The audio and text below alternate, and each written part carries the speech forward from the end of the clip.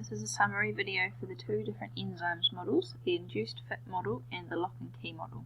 So the learning objectives for this section were to first of all explain how enzymes work using the lock and key model, and then explain how enzymes work using the induced fit model. So you need to be able to explain both of those different models. The things that you've learnt so far are that there are two different models that can be used to explain how enzymes work.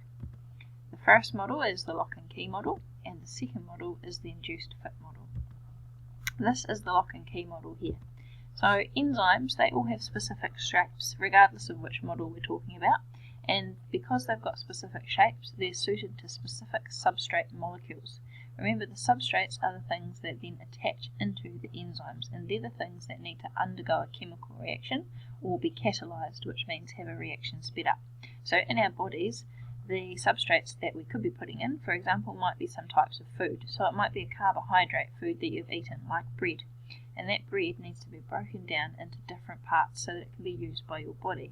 So the bread, because it's made up of carbohydrates, gets broken down into glucose molecules, because carbohydrates are made up of starch, and the starch becomes the substrate, and that's a big long chain, and it gets broken down into glucose. And that glucose can then be used in your body to make energy. But if we didn't have the enzymes making the glucose, then the reaction would happen really slowly, and it would take forever for your cells to get the energy that they need. Only the correct substrate molecule can fit into the enzyme's active site to be catalyzed. And this is just like how only the correct key can fit into the correct lock. So if we have a look here at this picture, we've got, for example, a key, which is called the substrate, and the lock, that's the enzyme. Only the correct key will fit into the correct lock, and once it does that, it forms something called the lock and key complex. If you compare that to the enzymes, you've got the enzyme and it has a specific shape that the substrate can fit into, and the substrate fits into this specific shape, and that specific shape is called the active site. Once the substrate enters the enzyme and attaches through the active site, the thing is called an enzyme substrate complex, because the two things are combined together.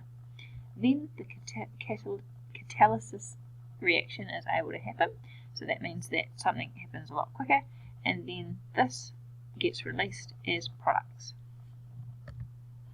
Here's another diagram showing the lock and key model.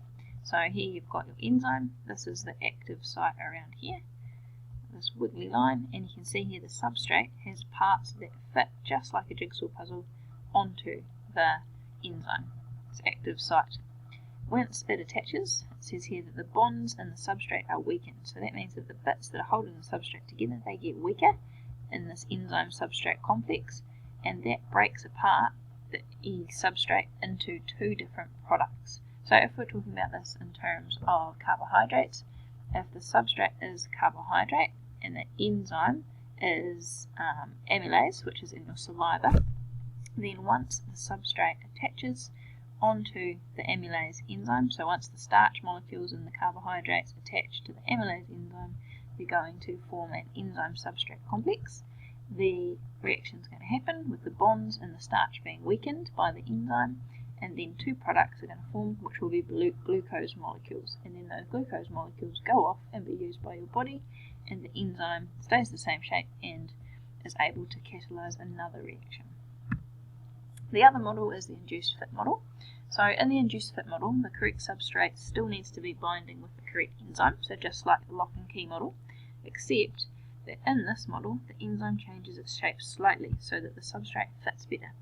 And by changing its shape slightly to better fit the substrate, the enzyme is able to catalyze the reaction faster. So if we have a look at this diagram, we've got here the enzyme, and you can see the substrate. So the substrate fits into the active site here of the enzyme, and then the enzyme changes its shape very slightly so that it fits in better.